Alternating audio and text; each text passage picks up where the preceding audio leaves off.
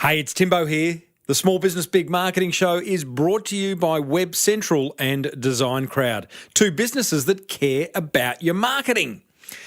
Now, how's your virtual shopfront looking? AKA your website. You know, once someone's on it, they're so close to buying from you or contacting you. So I reckon it'd be a good idea to make sure it does exactly what it needs to. In fact, last week's guest, Dom Holland's pro website tip was, and I quote, "Everyone coming to your website is looking for the same thing, so give it to them immediately," end quote. Pretty good advice there. And if you need help implementing that, then check out webcentral.com.au/Timbo, who can get your website looking absolutely schmicko and being incredibly effective. And how is your business looking? Have you got a sweet logo, beautiful brochures and signage, a business card that you love handing over? If not, then I would suggest it's time you did. Great design makes such a world of difference to how your business is perceived. It adds a certain je ne sais quoi. So if you want a bit of that, then check out designcrowd.com/Timbo and grab up to $100 off your first project. Righto, well, here's what today's guest said when I asked him to describe this amazing brand that he's created. It's a community of masochists who love nothing more than punishing themselves completely in their own basements. I said, welcome to a small business marketing show, where successful small business owners share their souls to take your marketing straight to the lead. Now, here's your host, Mr. Timbo Reed. And welcome back, listeners, to another episode of Australia's #1 marketing show. I'm your host, Timbo Reed, but you, so much more importantly, you're a motivated business owner and you are ready to crank out some great marketing in order to build that beautiful business of yours into the empire it deserves to be. It's pretty much what we do around. In fact, it's all we do around here. Been doing it for 324 episodes, and if you have listened to every one of them, I thank you. And if it's your first time around, welcome. I think you've come to the right place. Hey, big show today. David McQuillen of Sufferfest joins us. And I'm sorry to disappoint you, but Sufferfest is not some new bondage and discipline brand sweeping the nation. No, it's not. It's actually a multi-million-dollar on- and offline business created by an ex-Swiss banker, don't say that 3 times fast, for anyone wanting to get insanely fit and healthy through cycling. We're going to head off to the land of Sufferlandria very shortly. Plus, I share a letter I received from a listener written on his 1951 Remington typewriter. And for good reason it was written on that, which I will also reveal after the interview. Hey guys, as per usual, there is marketing GOLD dripping from the ceiling over here at Small Business Big Marketing's HQ. So let's get stuck right in. Alrighty, today's guest is an ex-Swiss banker, as I said before, David McQuillen. He's the founder of Sufferfest and he calls himself the CSO.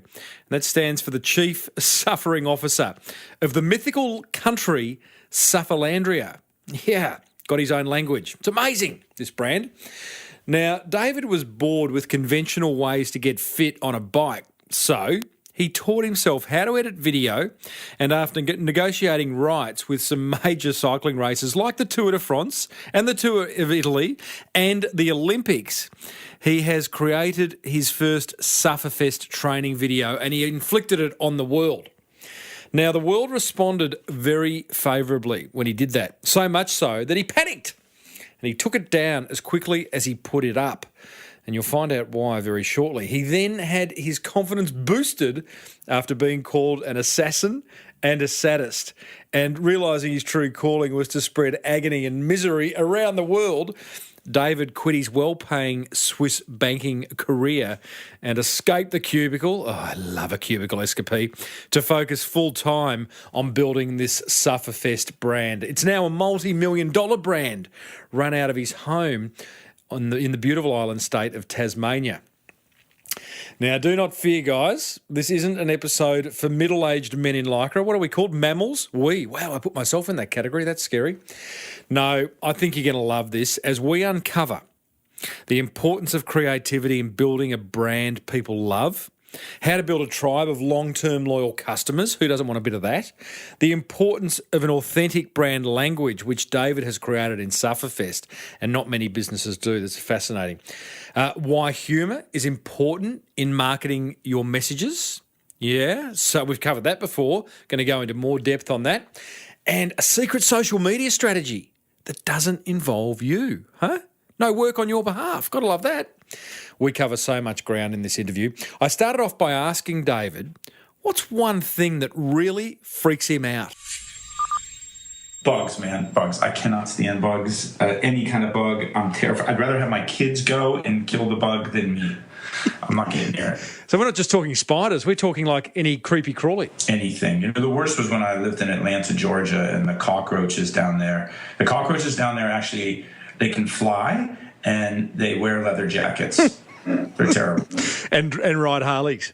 Yeah, exactly. So you just have to stay out of their way. Here I am thinking you Sufferlandrians are tough guys and you freak out over a cockroach.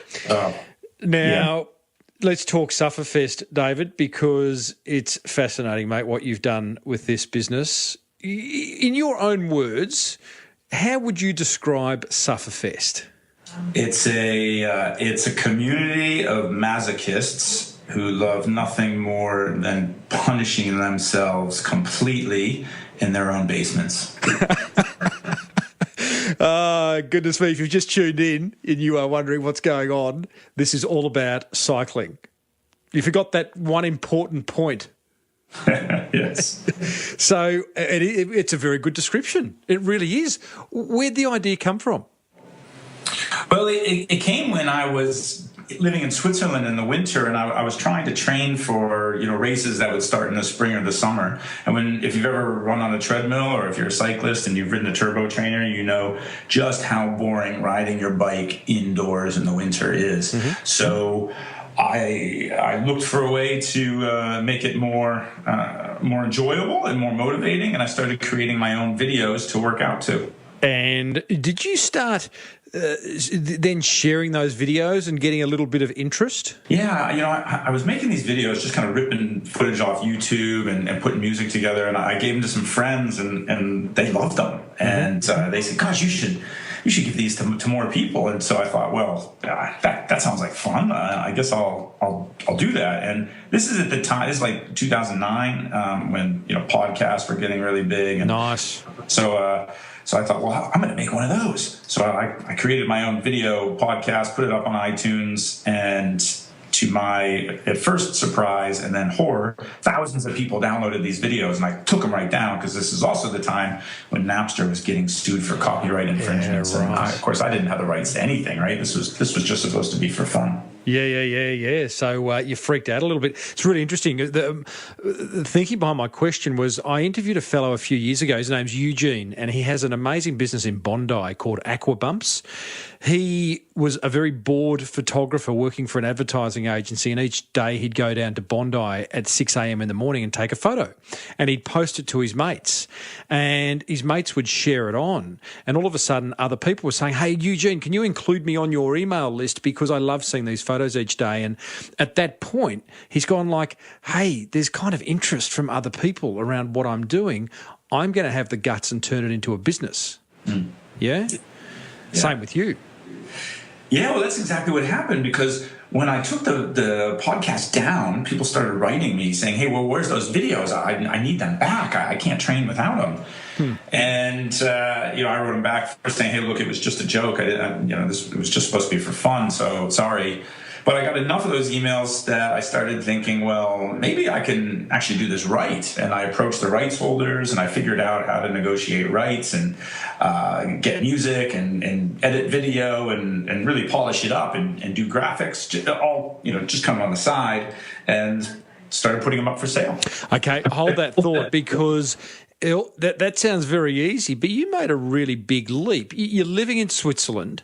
You are working in the banking, you got a very cushy job, I'm guessing, earning good coin in the banking sector. You didn't really have a reason to escape the cubicle, did you?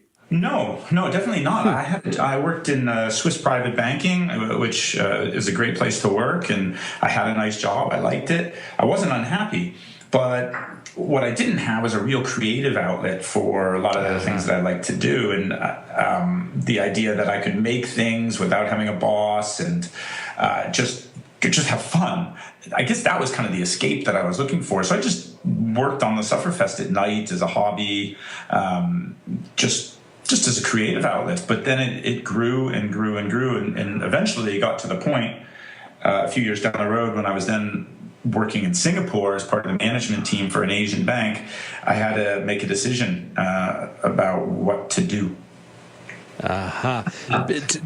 Tell me a little bit about this creative outlet, because I think there's a lot of people out there, both trapped in corporate and also small business owners who aren't running the business of their dreams. How do you tap into that creativity and let it shine? Well, I guess for me, the thing was, it was just fun. I was having a really good time. And for me, the Sufferfest wasn't something where I was taking any risk. I wasn't putting financially, creating the Sufferfest wasn't costing me anything. And I just got a lot of joy out of making decisions on my own, that I wasn't part of a team. Like I said, I didn't have a boss. I didn't have to worry about politics or management structures. I could just do whatever I wanted. And I loved learning new stuff, because in banking I was just applying the same skills over and over again and maybe deepening them a bit, but I wasn't creating new skills. So when I'm trying to figure out how to edit video and put songs together so that they make sense with a workout, and tell stories and work with cycling coaches to design workouts, this was all just great fun. Plus, cycling's my passion, right? So I couldn't get enough of it. See, I find this really, really interesting, David, because right now in my business, I do a number of things around helping small businesses with their marketing, from speaking to forums to writing books to the podcast. And for me, my most fun comes from podcasting. And I find it a really interesting challenge to almost say, okay, I'm going to drop everything else, despite the fact that some of those other things generate better income than podcasting, and make that big leap into what you truly love and enjoy. Not really a question there, but just a confession. Yeah, well, but that's perhaps that's really interesting, because maybe this is where we do our best work, and this is where we feel the most fulfilled, when we see something work and people respond positively to it, and so we keep going, because it's what's truly within us, right? It's just what we love doing. And because of my banking job, the Sufferfest, I wasn't relying on an income, right? So from the Sufferfest, so I wasn't afraid of taking risks or making mistakes. What if you had of? What if that? Would you have still done it if you had relied on an income from Sufferfest? I don't know that I would have done it as well. Right. I was quite fearless, and when I was working in banking, I worked for a bank brand that nobody really loved, nobody really hated. It was kind of the middle of the road, and that's sort of where banking brands are. And with the Sufferfest, I could create a brand that was really extreme, and this was fun. Yeah. And I liked doing that. I'm quite fearless with making marketing decisions and taking risks and experimenting and doing things that I couldn't do in my banking career. Give me an example of this creating this fearless brand. Well, for instance, just a name, the Sufferfest, right? That hopefully that strikes fear into the hearts of anyone who sees it. Creating slogans like. Our motto is, I will beat my ass today to kick yours tomorrow. I think that's also the words of your national anthem for Sufferlandria, isn't it? It's in our theme song. We got a rock band to create not a theme song. I have to correct myself here. Our national anthem for Sufferlandria. Things like that, being quite aggressive. Creating challenges that we didn't think anybody would ever do, like 10 Sufferfest videos back to back, even just creating a fake country and writing letters to the International Olympic Committee demanding that our country be allowed into the Olympics. We had a protest party in London right before the London Olympics. Stuff like that. Yeah. It's just. So let's just pause here, because I for all those people, like I've been to a Sufferfest class. I've seen a video. Let's just go back and explain the magnitude of this Sufferfest brand, because listeners, this is not just a bunch of cycling videos. As I said in the intro, this is quite a significant brand that David is in the middle of creating. David, I want put aside all humbleness, all humility. Just go straight to the numbers, and then I want you to break down what this Sufferfest brand is all about. So, how many downloads? What kind of revenues are we talking? Whatever you can share. Well, we generally don't share the number of downloads, but I can tell you, we have annual revenue in 7 figures. Mm-hmm. We have customers in more than 110 countries. We have over 125,000 followers on Facebook. We have 110 cycling studios and gyms around the world that license our videos and run the Sufferfest program. Brilliant. What are you which stat are you most proud of? Well, maybe it's the number of Sufferlandrians that have got a Sufferlandria tattoo, which is 5. Wow. People are willing to tattoo your logo onto their body. Yes. Using henna, I'm guessing. Oh, man. We've got one of our Sufferlandrians got our coat of arms tattooed on his thigh, and I don't just mean a small one, like covering his entire thigh. It's beautiful. It's a national treasure, really. That's amazing. I have only interviewed one other person in my 330 odd shows that has a brand that people have tattooed. It was a kickboxing gym in Canada, which is quite interesting, isn't it? There's a kind of link there of suffering and pain and physical exertion. Yeah, I think people identify so strongly with the Sufferfest and Sufferlandria, and they discover something within themselves. And the guy who got the tattoo on his thigh used to be really overweight. He had 2 little kids. He just had this epiphany that he was either going to be dead when his kids grew up, or he was going to be so overweight he couldn't play with them. He Googled cycling training, found the Sufferfest, and less than a year later, he had lost something like 30 kilos and was racing again, and just a huge transformation. Yeah, right. He got that tattoo. Okay, so they're pretty impressive numbers. Now explain to us, let's go a bit deeper into the various component parts of Sufferfest. You've got these insanely beautifully produced videos that have licensed footage, and feel free to interrupt me here, but licensed footage from Tour de France, Tour of Italy, all the big cycling races, Olympic cycling races, of which you then put some very cool music to and have some fun along the way, yeah? That's right. And you can sit on your bike in your dungeon. People sit in all sorts of weird places, I must say. They're from jail cells to full-on kind of looks like S&M bondage dungeons. And then they just race, yeah, against themselves.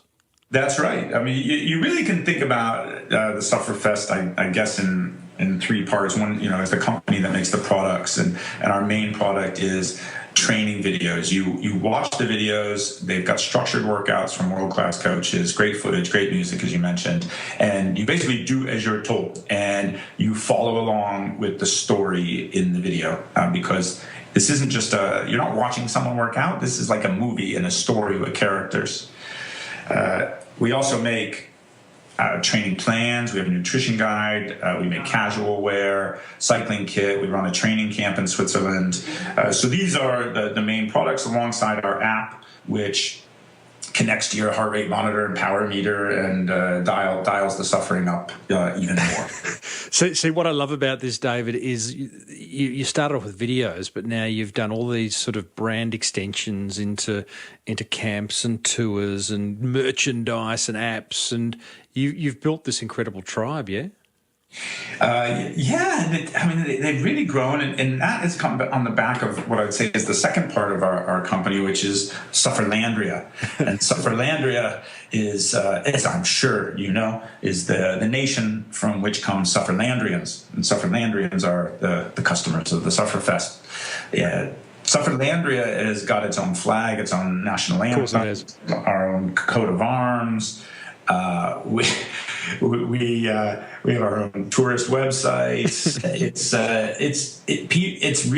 is an identity that people fully take on, and I think that's a big part of what's made us successful is having this nation, because our Sufferlandrians refer to themselves as Sufferlandrians. They know the national greeting, which is have you suffered today? Wow.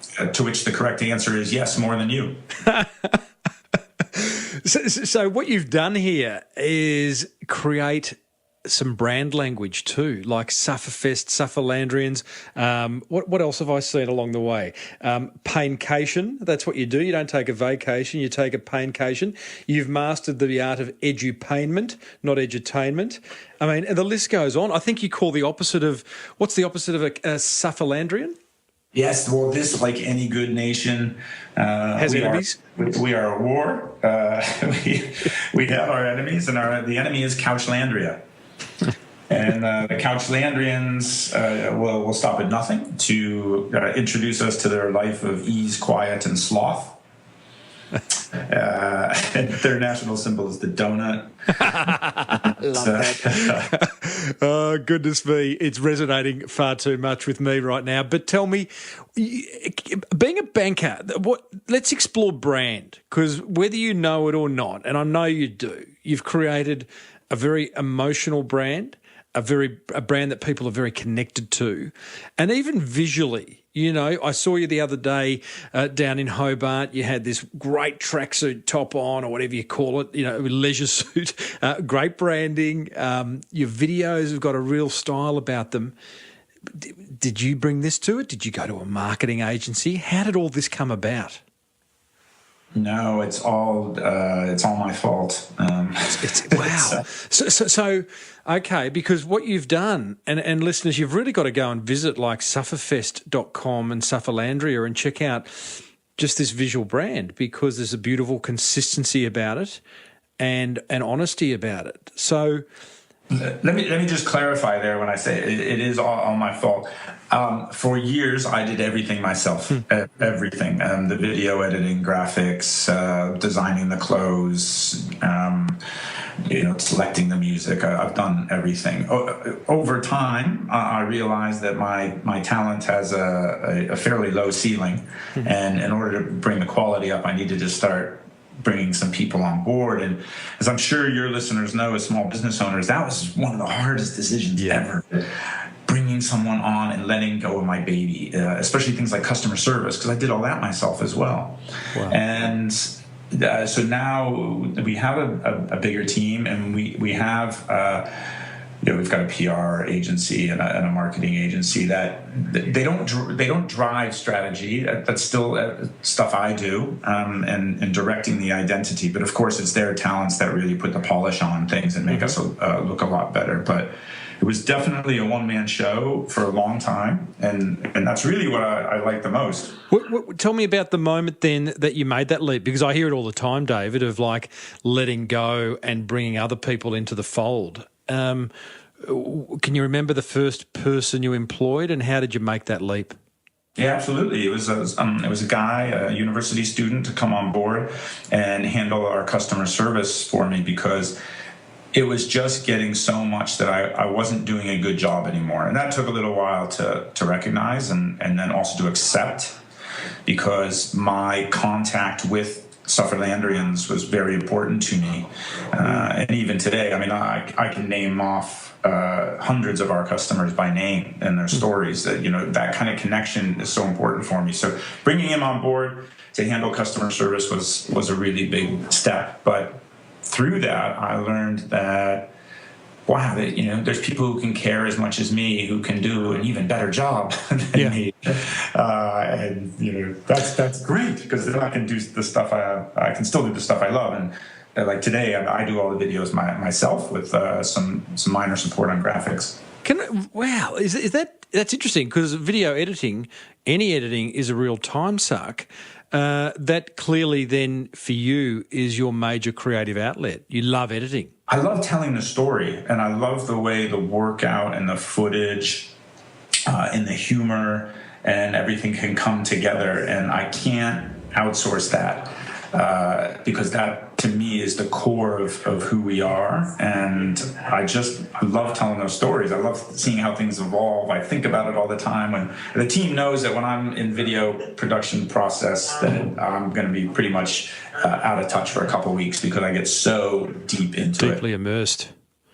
Yeah, right. So tell me, I think, anyone's brand's important. Your brand, because it has a language and a certain sense of humour and a certain way of talking to its I call them best mates, but Sufferlandrians in your case. How do you find other people that have that same love of your people? Well, I'll tell you two stories there. Cycling as an industry, all the brands are so serious, everybody's looking serious all the time. And, to me, there's a disconnect there from reality, because you go out with your friends and you're having a laugh, right? But Suffering's so serious. So the Sufferfest has a very tongue-in-cheek brand. We look serious because there's lots of jokes and humor. And I found a couple guys who online had a cycling blog, that was just doing all these jokes and parodies and all this stuff. I loved what they were doing. They were so funny and irreverent. And so I just got in touch with them and said, well, could you guys do some work for me and help us build something, which eventually became some of the things that we've done with Sufferlandria. That was one way. Mm-hmm. And our current head of customer service, who just joined us a few months ago, he's a Sufferlandrian. He's a stay-at-home dad who was in the military, and he was doing an event we have called the Tour of Sufferlandria, which is the greatest grand tour of a mythical nation in the world. It's 9 days of Sufferfest videos, and we have a global community that does it and raises money for charity. Well, he was one of the most active Sufferlandrians on our Facebook page, making videos of himself and talking and really kind of hamming it up with the other riders, and just loved his style. I could see he was a people person, and he was looking for some work to do on the side. So we hired him. So here's the big lesson here. You build a good brand, you attract people, great brands attract people into the fold, and then the owner or the person responsible for the marketing of that brand reaches out to the tribe and says, hey, who wants to play a bigger role? Yeah, and as a matter of fact, just today I got photos back from a photo shoot that we did in San Francisco for a bunch of our clothing, and the model in the photo shoot is a Sufferlandrian. He's a knight of Sufferlandria, actually. He's one of the guys who completed our big challenge, and he's very active in supporting other Sufferlandrians who want to take on the challenge. He posts some great photos of himself out riding, and he's a great selfie guy.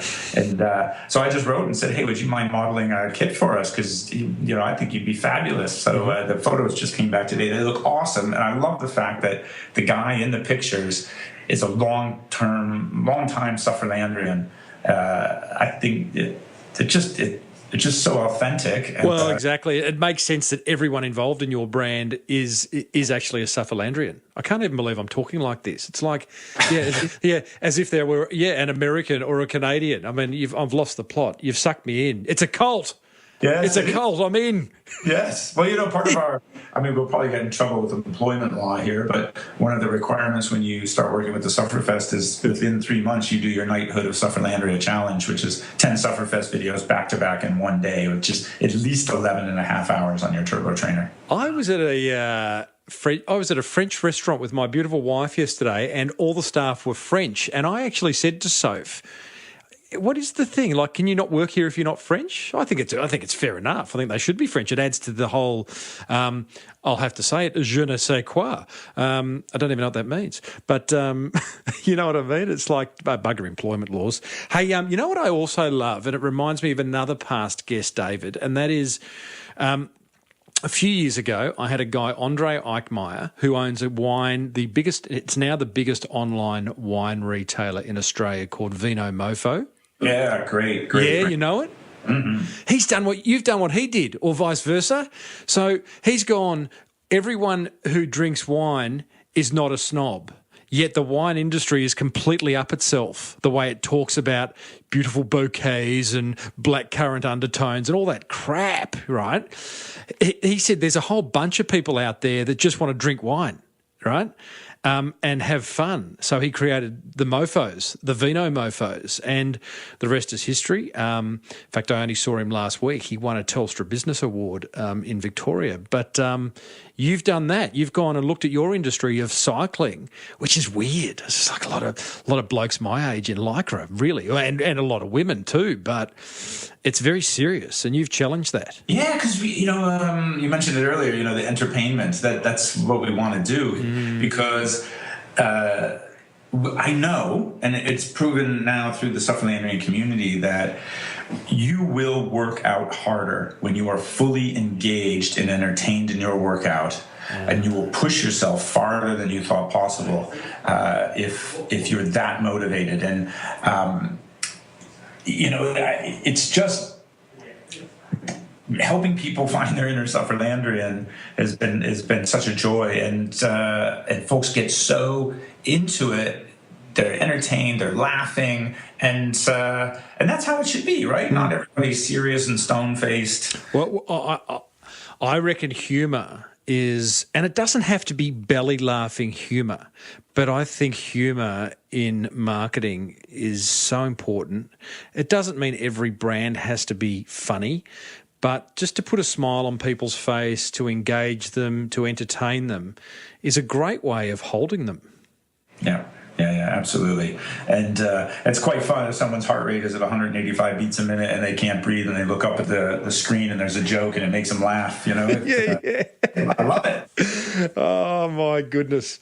Talk to me about social media, because you mentioned a pretty big number. I think you said you got 127 or something thousand followers on Facebook, and your other Insta and Twitter it looks like Facebook's your big one. Is that fair to say? Yeah, it is, although we have a lot more engagement one-on-one with folks on Twitter. But what you probably don't see, social media is incredibly important to us, but we're also a little bit different there.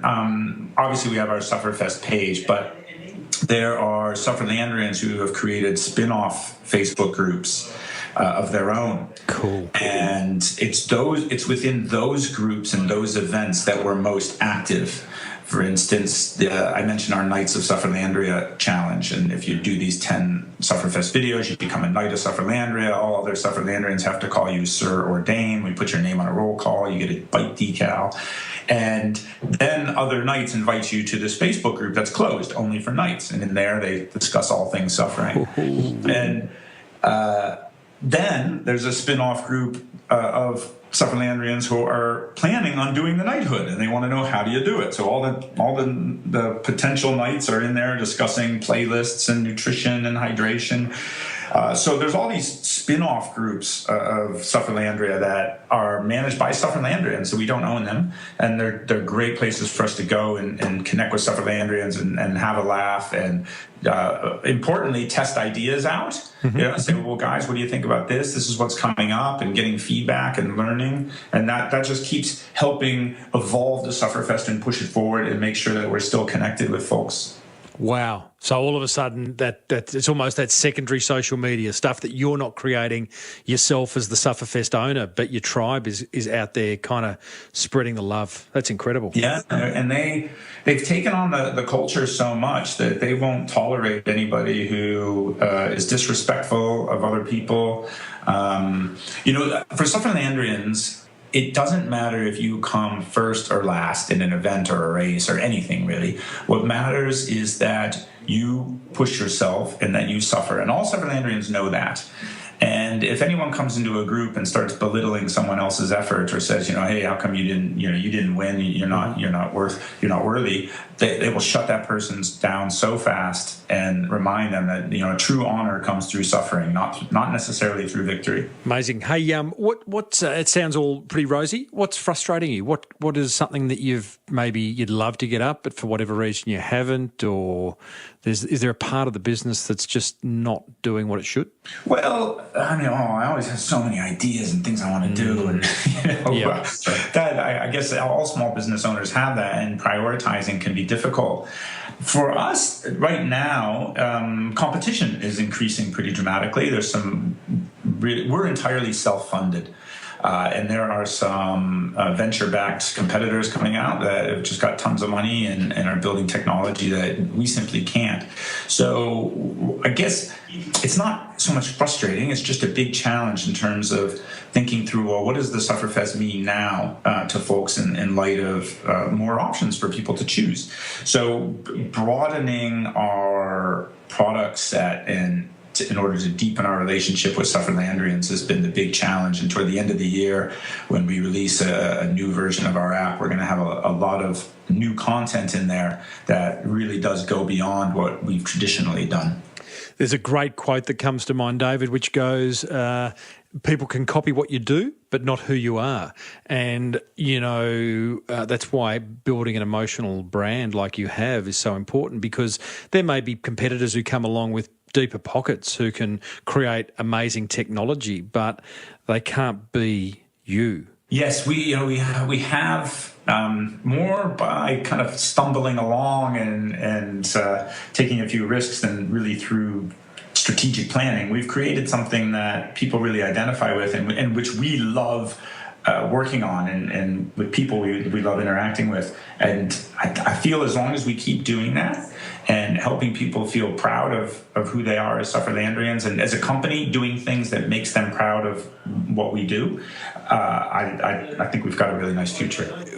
Do you think you could pick up on what you've done with Sufferfest and apply it to completely unrelated businesses? Not you necessarily, but I mean people listening. Well, yeah, absolutely. I guess the key is to solve a problem that you yourself understand intimately. But then, in terms of building this brand and this identity, you can certainly do it, and it's just got to be something where you deeply understand these untapped, unmet needs that people have to identify with a group and with peers, and crafting something around it, like Sufferlandria. Mm. Yeah, and really being open to the creativity that comes with that and not being held back. I think sometimes what I notice with businesses when it's time for the marketing, time to write the marketing copy or do that next video or that blog post, they put on their marketing voice and it becomes all a bit serious. So I guess loosening up and maybe punching a couple of donuts down, get the blood sugars up and... Yeah, we always, like, in our app coming out later, there's going to be a Couchlandrian tendencies detector in the app, in which if you haven't done a Sufferfest video for a couple of weeks, this donut's going to pop up on the screen, and you can't get rid of it unless you do a Sufferfest workout. And stuff like that's just fun. Love it, mate. Well done. Well, I think it's a great story. I love it. If there is anyone listening, there's not a Sufferfest gym in Melbourne, Australia. I would love one to happen. So how can people find you, David? You can find us online at the sufferfest.com or in the Apple App Store. Then just look up the Sufferfest and they'll find us. Good on you, mate. Well, great story, and I look forward to watching it develop even further over the coming years. Thanks so much, man. Really been a pleasure being on the show. Well, there you go, team. It's a good story, isn't it? Full of marketing gold. Now, before I share my top 3 attention grabbers with you from a chat with the Chief Suffering Officer, David McQuillen of Sufferfest, here's a word about a couple of businesses that don't want to see you suffer because of crook marketing.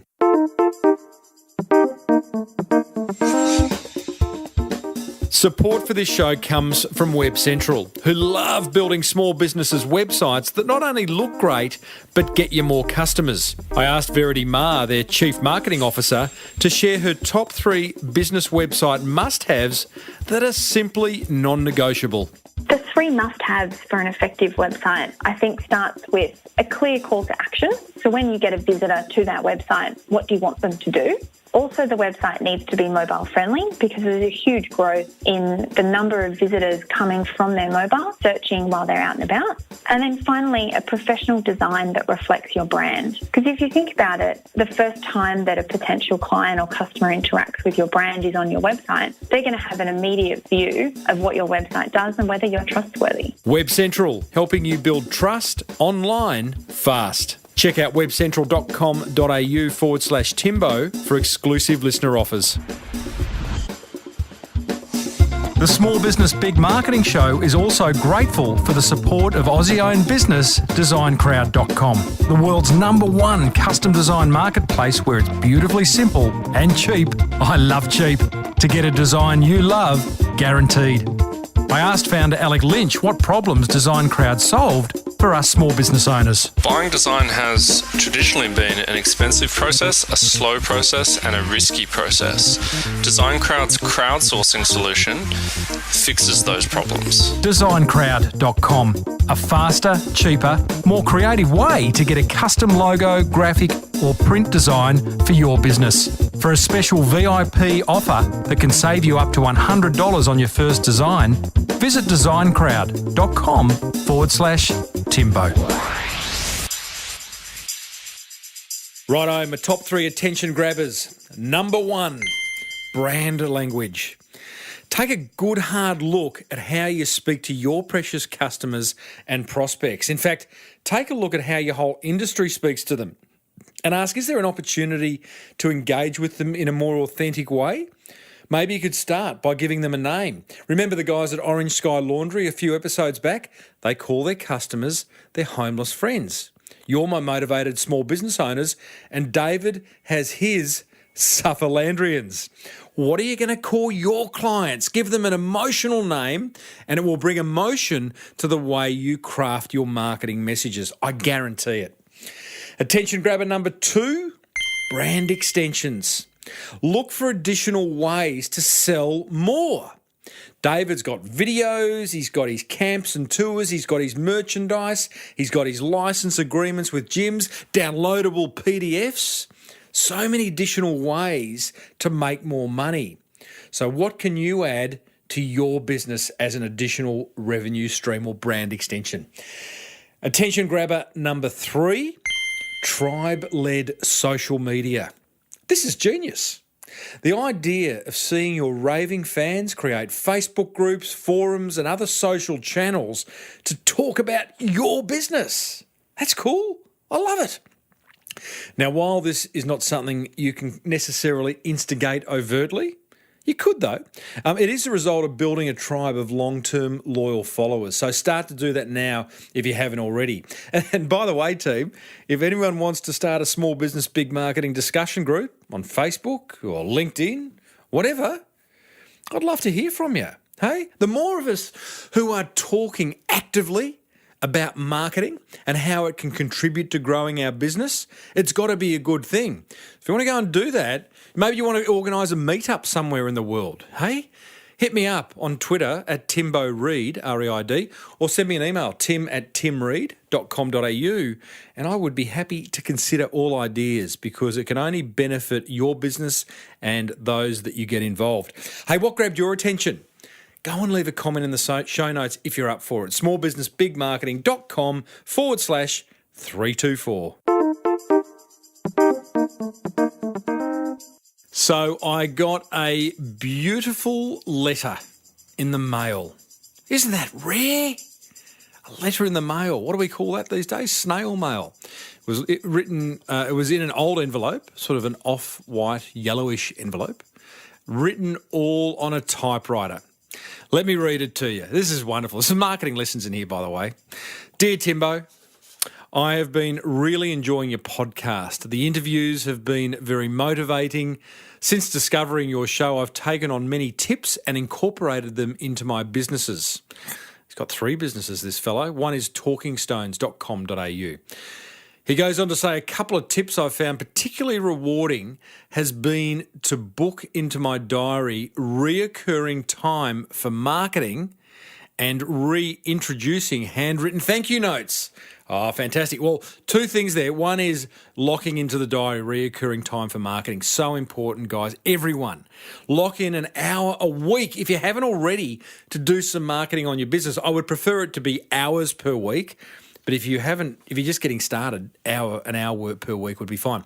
And reintroducing handwritten thank you notes. Thank you notes is something I haven't done since the 80s. Now, I'm stumbling reading this because it is written on an old typewriter and it exactly looks like that. It's beautiful, actually beautiful looking. Brings back memories of the 80s. Nothing wrong with that though. Hey, bit of Spandau Ballet, bit of Duran Duran. What else we got there? Bit of Roxy music. Love the 80s. As you can see from this note, I've put a small twist on my thank you notes. This note was typed by me on my 1951 Remington letter writer manual travel typewriter. I find the extra time it is interesting this point. I find the extra time it takes to type a note is a bit like therapy and gives you time to think about the person you are writing or subject you are writing about. It's very true. We live in such an instantaneous world these days that the idea of actually taking some time, sitting back, thinking about what you're going to type, because once you made a mistake, he hasn't used any liquid paper on this. He's made a few cross-outs with pen and the odd X through a letter, but clearly thinking about what he is typing. I go on. The other advantage for me is it hides my terrible penmanship. What a great word, penmanship. Not one we hear a lot these days, which I lost with the advent of the information age. Yeah, sad, isn't it? Gosh, my writing's deteriorated. Look at my kids' writing. No one can write anymore. We all write like doctors. This fellow goes on to say, don't get me wrong, I love my tech, but this has been an interesting experience. I'd love to get your feedback on how you felt when you opened and read my thank you note. It might also be something others might like to try. Well, I can tell you how I felt, James Ray, motivated multi-business owner as he calls himself. I felt really good. I felt cared for, a little bit loved in a blokey kind of way, and I felt that you had given proper consideration to what you were doing. So I opened it, as soon as I got it. It was exciting. He goes, keep up the marketing, GOLD, in capital letters. Love you, mate. In a one bro to bro kind of way. Yeah, I know what you mean, mate. Hashtag bromance on that one. Kind regards, James Ray. At Talking Stones HQ is his Twitter handle. And he says, PS, okay to share. Hey, James, bloody ripper, mate. Seriously, receiving something like that is special. I remember back a few months ago, almost I'd say a year ago, with an episode, Steve Sims from Bluefish, an LA-based concierge service. He took us exactly through this long, simple process, it was long though, of how and why to craft handwritten notes and include an article from a magazine or something of interest and send it to your client. Because, there's that great saying, when everyone else is shouting, whisper, right? Which means basically everyone's on Facebook and Twitter and email and every other social media channel shouting. So to send something in the mail these days, ironically, it will stand out and get noticed. And that's exactly what James has done here. I encourage you all to now, at the end of this episode, unless you want to listen to another one, of course, you go and write 3 handwritten notes to people you care about. Might be family, friends, and or clients. Given it's a marketing show, we'll go with clients and just write them something. Thank them for their business. Remind them that you're there and what you can do for them. Don't be pushy or salesy. Be helpful. That's what I talk about in my book, The Boomerang Effect. And I think you'll stand out in a very crowded marketplace. Thanks for the letter, James. Well, team, that almost wraps up another episode of the Small Business Big Marketing Show.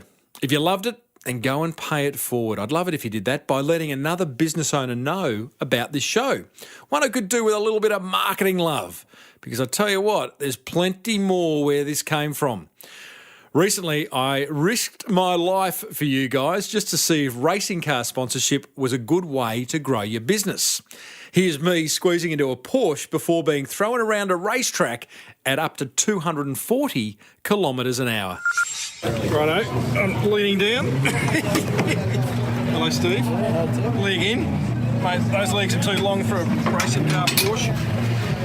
Slide your backside all the way back. What's that? Slide your backside back. Slide my backside. Back. Yeah. There's plenty happening in that backside right now, let me tell you. Just as long as you keep it contained, it's all good. Where's the ventilation system, Steve? Are we all right? Plenty of air blowing in. Plenty of air blowing in, plenty of air blowing out, let me tell you. All right. Well, that was an amazing day, and out of it came some really useful insights and ideas around race car sponsorship. In fact, about sponsorship in general, I got to say. You can hear that full episode over at smallbusinessbigmarketing.com, or what I'd love you to do is subscribe free on iTunes if you haven't already. Hey, be sure to check out designcrowd.com/Timbo. They're an ideal way to get any marketing materials designed for that beautiful business of yours. And there is an exclusive listener offer waiting for you over at designcrowd.com/Timbo. Speaking of ideal, visit webcentral.com.au/Timbo if you'd like a custom website built and managed for you. Or maybe you'd just like your current one brought into the 21st century. Until next week, I'm Timbo Reid. Thanks for listening to the Small Business Big Marketing Show. May your marketing be the best marketing. Bye for now.